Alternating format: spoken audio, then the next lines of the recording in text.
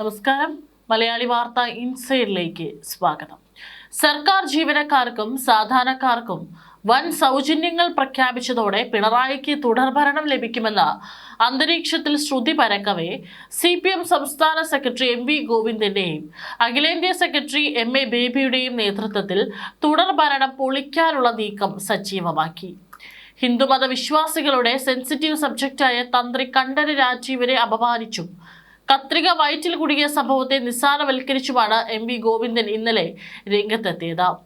വേടന്റെ വിവാഹ പ്രഖ്യാപനം നടത്തി മുന്നേറുന്ന ഗോവിന്ദൻ മാഷിന് മുന്നിൽ നിരായുധനാണ് പിണറായി വിജയൻ. രാജീവർക്ക് ജാമ്യം നൽകിയ നടപടിക്കെതിരെ SIT ഹൈക്കോടതിയെ സമീപിക്കുന്നത് CPM തീരുമാനപ്രകാരമാണ്. ഗോവിന്ദന്റെ പെരുങ്കള്ളൻ പ്രയോഗം ഹിന്ദുക്കളുടെ ഹൃദയത്തിൽ ആഴത്തിൽ പതിച്ചു. ശബരിമല സ്വർണ്ണക്കൊള്ളയുമായി ബന്ധപ്പെട്ട കേസിൽ തന്ത്രി കണ്ഠര് രാജീവർക്ക് ജാമ്യം ലഭിച്ചതിൽ രൂക്ഷ പ്രതികരണമാണ് CPM സംസ്ഥാന സെക്രട്ടറി MV ഗോവിന്ദൻ നടത്തിയത്. തന്ത്രി പെരുങ്കള്ളന്മാരുടെ പട്ടികയിലാണെന്ന് MV ഗോവിന്ദൻ പറഞ്ഞു. SIT അന്വേഷണം പൂർത്തിയായിട്ടില്ല. കോൺഗ്രസുകാർക്ക് സ്വർണ്ണക്കൊള്ളയിൽ പങ്കുണ്ട്. പോറ്റിയെ കയറ്റിയത് KC വേണുഗോപാലാണെന്ന് കണ്ടെത്തിയതോടെ മിണ്ടാട്ടമില്ലെന്നും ഗോവിന്ദൻ പറഞ്ഞു. പോറ്റിയെ കയറ്റിയത് ആരപ്പ? നിങ്ങൾ എല്ലാവരും കൂടി ചോദിച്ചില്ലേ? അന്ന് നിങ്ങൾ എന്താ പറഞ്ഞത്? സഖാക്കളാണപ്പ. ഇപ്പോഴോ മനസ്സിലായില്ലേ? KC വേണുഗോപാലാണപ്പ എന്നാണ് MV ഗോവിന്ദൻ പറഞ്ഞത്. കേസുമായി ബന്ധപ്പെട്ട സംസ്ഥാനത്ത് രാഷ്ട്രീയ വിവാദം പുകയുകയാണ്. തന്ത്രിയെ തള്ളി CPM-ഉം മൃദു സമീപനം സ്വീകരിച്ച് കോൺഗ്രസും രംഗത്തെത്തിയതോടെ വിഷയം പുതിയ തലത്തിലേക്ക് നീങ്ങിയിരിക്കുകയാണ്. കണ്ഠര് രാജീവരെ തെളിവുകളില്ലാതെ അറസ്റ്റ് ചെയ്ത നടപടി സംശയാസ്പദമാണെന്ന് കോൺഗ്രസ് നേതാവ് രമേശ് ചെന്നിത്തല പറഞ്ഞു. അന്വേഷണം കടകംപള്ളി സുരേന്ദ്രനിലേക്കും ദേവസ്വം മന്ത്രി VN വാസവനിലേക്കും എത്താതിരിക്കാനാണ് തന്ത്രിയെ കരുവാക്കിയതെന്നും മന്ത്രിയെ രക്ഷിക്കാനുള്ള നീക്കത്തിന്റെ ഭാഗമായാണ് തന്ത്രിയെ 41 ദിവസം ജയിലിൽ പാർപ്പിച്ചതെന്നും ചെന്നിത്തല ആരോപിച്ചു. ലക്ഷക്കണക്കിന് ഓപ്പറേഷനുകളാണ് കേരളത്തിലെ ആശുപത്രികളിൽ നടക്കുന്നതെന്നും അതിൽ 1-2 വീഴ്ചകൾ ഉണ്ടാകുമ്പോൾ എല്ലാ ഓപ്പറേഷനുകളും തെറ്റാണെന്ന് പറയാനാവുമോ എന്നും CPM സംസ്ഥാന സെക്രട്ടറി MV ഗോവിന്ദൻ ചോദിച്ചു. വീഴ്ചകളൊക്കെ സ്വാഭാവികമായി ഉണ്ടാകുന്നതാണ്, അതുകൊണ്ടാണ് നടപടിയെടുക്കുന്നത്. ലക്ഷക്കണക്കിന് ഓപ്പറേഷനുകളാണ് കേരളത്തിലെ ആശുപത്രികളിൽ നടക്കുന്നത്. അതിൽ 5 കൊല്ലം മുമ്പുണ്ടായ സംഭവമാണ് ഇപ്പോൾ പുറത്തു വന്നത്. ഇതൊക്കെ വളരെ ഒറ്റപ്പെട്ട സംഭവമാണെന്നും MV ഗോവിന്ദൻ പറഞ്ഞു. ചികിത്സാ വീഴ്ചകൾ ഒരിക്കലും ഉണ്ടാവാൻ പാടില്ലെന്നും കരുതലോടെ ഓരോ ഡിപ്പാർട്ട്മെന്റും മുന്നോട്ട് പോകണമെന്നും അദ്ദേഹം പറഞ്ഞു. അതേസമയം 50 കൊല്ലം കത്രിക വയറ്റിൽ കിടന്നാലും കുഴപ്പമില്ലെന്ന ഡോക്ടറുടെ അഭിപ്രായത്തിനോട് സർക്കാരിന് യോജിപ്പില്ലെന്നും ഇത് മന്ത്രി തന്നെ വ്യക്തമാക്കിയിട്ടുണ്ടെന്നും MV ഗോവിന്ദൻ പറഞ്ഞു. ശബരിമല സ്വർണ്ണക്കൊള്ള കേസിൽ തന്ത്രിക്ക് ജാമ്യം കിട്ടിയതിൽ പ്രശ്നവുമില്ലെന്നും അന്വേഷണം പൂർത്തിയാവട്ടെ എന്നും MV ഗോവിന്ദൻ വ്യക്തമാക്കി. തന്ത്രിയെ കുടുക്കി എന്നത് BJPയുടെ ആരോപണമാണ്. മൂല്യമേറിയ വാജിവാഹനം തന്ത്രിക്ക് എന്തിനാണ് കൊടുത്തതെന്ന് അന്നത്തെ കോൺഗ്രസ് അംഗങ്ങൾ അടങ്ങിയ ദേവസ്വം ബോർഡിനോട് കോടതിയാണ് ചോദിച്ചത്. ഒരു കുഴപ്പവുമില്ലാത്ത കൊടിമരമാണ് അന്ന് മാറ്റിയത്. ഇത്രയും കാര്യങ്ങൾ വന്നതോടെ കോൺഗ്രസിന് ഉത്തരം മുട്ടിയെന്നും അദ്ദേഹം പറഞ്ഞു. മന്ത്രിയെ രക്ഷിക്കാൻ തന്ത്രിയെ കുരുക്കിയതാണോ SIT? ഇതാണ് ഇന്നത്തെ ചോദ്യം. ശബരിമല സ്വർണ്ണക്കൊള്ളയുമായി ബന്ധപ്പെട്ട് കേന്ദ്ര അന്വേഷണ ഏജൻസിയായ എൻഫോഴ്സ്മെന്റ് ഡയറക്ടറേറ്റ് കേസെടുത്തതിന് പിന്നാലെയാണ് തന്ത്രിയെ അറസ്റ്റ് ചെയ്തത്. ED വന്ന് മന്ത്രിയെ പിടികൂടുന്നതിന് മുമ്പ് തന്ത്രിയെ പിടിച്ച് ചിത്രം മാറ്റാനാണോ നീക്കമെന്നാണ് സംശയം. യുവതി പ്രവേശന സമയത്ത് സർക്കാരിനെതിരെ കൃത്യമായ നിലപാടെടുത്തയാളാണ് തന്ത്രി രാജീവരെ. ശബരിമല സ്വർണ്ണക്കൊള്ള കേസിൽ ഗൂഢാലോചനയിൽ തന്ത്രി പങ്കാളി എന്നാണ് SITയുടെ അറസ്റ്റ് റിപ്പോർട്ടിലുള്ളത്. കട്ടിളപ്പാളികൾ കൊണ്ടുപോകുന്നത് തന്ത്രി തടഞ്ഞില്ലെന്നതും ശബരിമലയിലെ മുഖ്യ പുരോഹിതനായ തന്ത്രി ആചാരങ്ങൾ പാലിച്ചില്ലെന്നും അറസ്റ്റ് റിപ്പോർട്ടിലുണ്ട്. സ്വർണം പതിച്ചതാണെന്ന് അറിവുണ്ടായിരുന്നിട്ടും വീഴ്ച വരുത്തിയെന്നും റിപ്പോർട്ടിലുണ്ട്. പാളികൾ കൊണ്ടുപോകുന്നത് ആചാര ലംഘനമെന്ന് ബോർഡിനെ അറിയിച്ചില്ലെന്നും അറസ്റ്റ് റിപ്പോർട്ടിലുണ്ട്. തന്ത്രി മറ്റ് പ്രതികൾക്കൊപ്പം ഗൂഢാലോചന നടത്തി ദേവസ്വം ബോർഡിനെയും നഷ്ടമുണ്ടാക്കിയെന്നും തന്ത്രിയുടെ അനുമതിയോടെയല്ല കട്ടിളപ്പാളികൾ കൊണ്ടുപോയതെന്നും എന്നിട്ടും ഇക്കാര്യം ദേവസ്വം ബോർഡിനെയോ ബന്ധപ്പെട്ടവരെ അറിയിച്ചില്ലെന്നും SIT റിപ്പോർട്ടിൽ പറയുന്നു. എന്നാൽ തന്ത്രിക്ക് ഇക്കാര്യത്തിൽ ഒരു റോളുമില്ലെന്നാണ് ഇപ്പോൾ കോടതി കണ്ടെത്തിയത്. രാജീവരെ അറസ്റ്റ് ചെയ്തതോടെ ശബരിമല കൊള്ള ശബരിമലയ്ക്കുള്ളിൽ തന്നെ നടന്ന ഒന്നാണെന്ന് വരുത്തി തീർക്കാൻ സർക്കാരിന് കഴിഞ്ഞു. ഇത് തന്നെയായിരുന്നു സർക്കാരിന്റെ ലക്ഷ്യം. മാധ്യമങ്ങൾ പൂർണ്ണമായി തന്ത്രിക്ക് പിന്നിൽ അണിനിരന്നു. തന്ത്രി സ്വർണം കട്ടതായി റിമാൻഡ് റിപ്പോർട്ടിൽ പറയുന്നില്ല. തികച്ചും സാങ്കേതികമായ പിഴവുകളാണ് തന്ത്രിയെക്കുറിച്ച് പറയുന്നത്. എന്നിട്ടും അദ്ദേഹത്തെ അറസ്റ്റ് ചെയ്തു.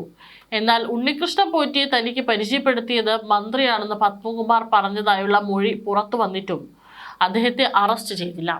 അതിൽ നിന്നും സ്വർണ്ണക്കൊള്ള ശബരിമലയിലെ ആഭ്യന്തര കാര്യമാണെന്ന് വരുത്തി തീർക്കാനുള്ള സർക്കാർ ശ്രമം പുറത്തു വന്നു.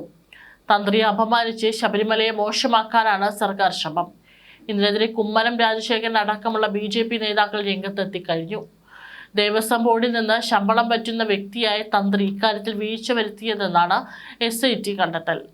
അനുമതിയില്ലാതെ കൊണ്ടുപോയെന്ന് തന്ത്രി അധികൃതരെ അറിയിച്ചില്ലെന്നും പാളികൾ ഇളക്കുന്ന ദിവസം ഉൾപ്പെടെ ശബരിമലയിൽ ഉണ്ടായിട്ടും മൗനാനുവാദം നൽകിയെന്നും തന്ത്രിയുടേത് കുറ്റകരമായ മൗനാനുവാദമാണെന്നുമാണ് SITയുടെ അറസ്റ്റ് നോട്ടീസിൽ പറയുന്നത്.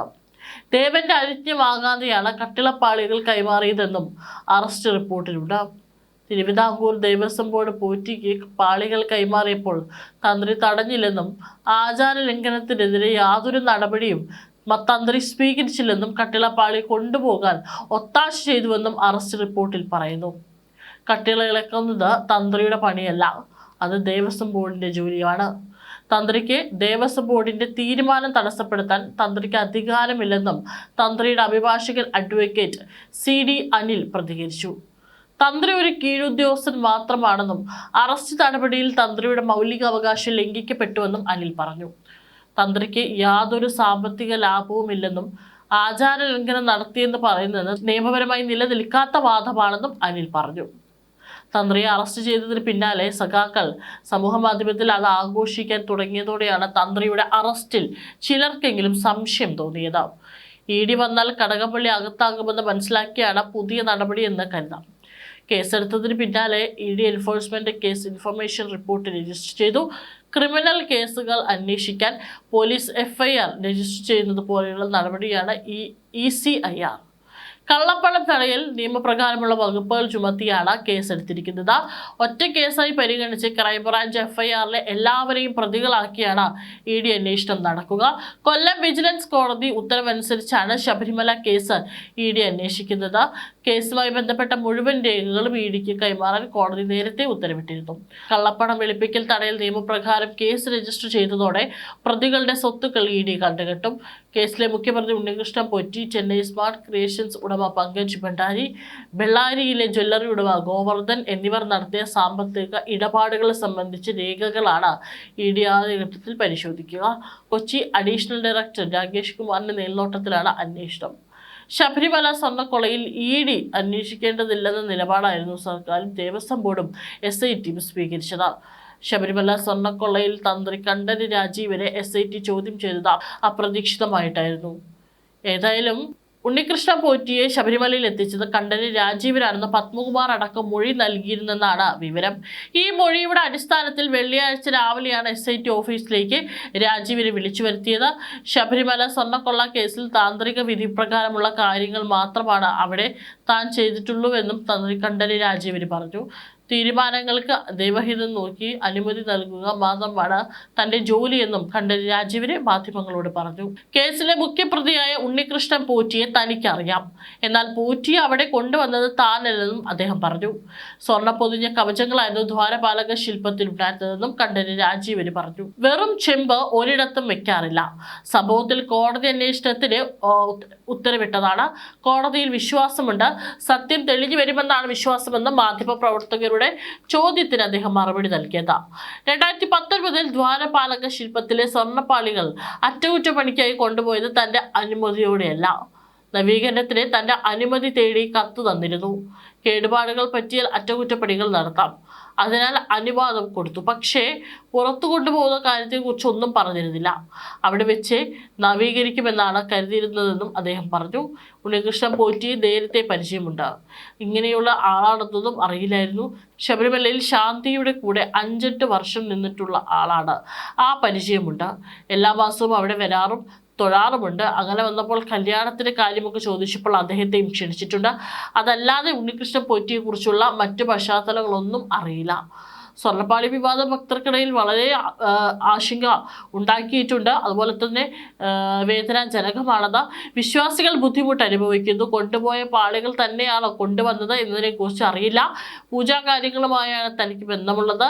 വിജയ് മല്യ ശബരിമലയിൽ സമർപ്പിച്ചത് സ്വർണ്ണം തന്നെയാണെന്നും അദ്ദേഹം പറഞ്ഞു. താന്ത്രിക വിധിപ്രകാരമുള്ള കാര്യങ്ങൾ മാത്രമാണ് താൻ അവിടെ ചെയ്തിട്ടുള്ളൂ. ക്ഷേത്രത്തിലെ സ്ഥാവര ജംഗമ വസ്തുക്കളുടെ എല്ലാം കസ്റ്റഡിയൻ ദേവസ്വം ബോർഡാണ്. അതിൽ നമുക്ക് ഒരു ബന്ധവുമില്ല. ഉണ്ണികൃഷ്ണൻ പോറ്റിയെ അറിയാം. ഉണ്ണികൃഷ്ണൻ പോറ്റി അവിടെ വർക്ക് ചെയ്ത ആളാണ്. അറിയാതിരിക്കുമോ? പോറ്റിയെ കൊണ്ടുവന്നത് താനല്ല. ഇതുമായി ബന്ധപ്പെട്ട കൂടുതൽ കാര്യങ്ങൾ SITയോട് പറഞ്ഞിട്ടുണ്ടെന്നും കണ്ഠരര് രാജീവര് പറഞ്ഞു. ശബരിമലയിൽ നടത്തുന്ന അറ്റകുറ്റപ്പണികളോ മറ്റ് പ്രവർത്തനങ്ങളോ ദേവസ്വം ബോർഡ് യോഗമാണ് തീരുമാനിക്കുന്നത്.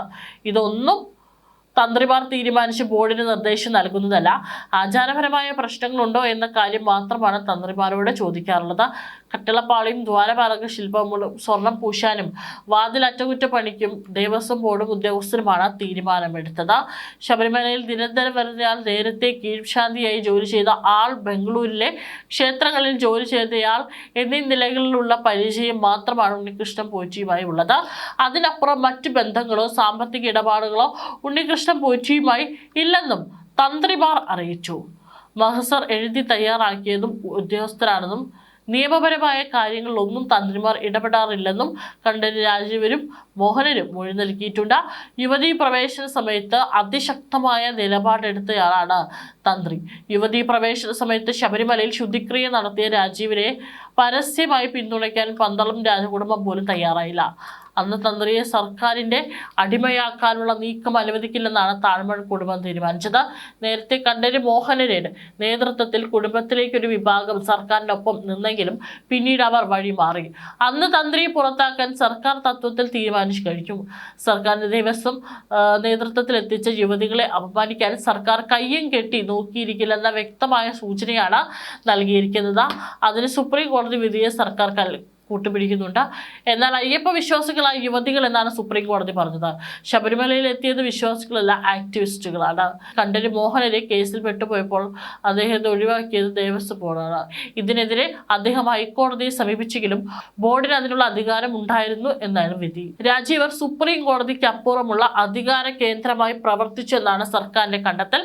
യുവതികൾ പ്രവേശിച്ചപ്പോൾ ശുദ്ധികലശം നടത്തിയ രാജീവരുടെ പ്രവൃത്തി സർക്കാർ ഗൗരവത്തോടെയാണ് കണ്ടത്. ഇതിൽ നിർബന്ധം മുഖ്യമന്ത്രിയായിരിക്കുന്നു.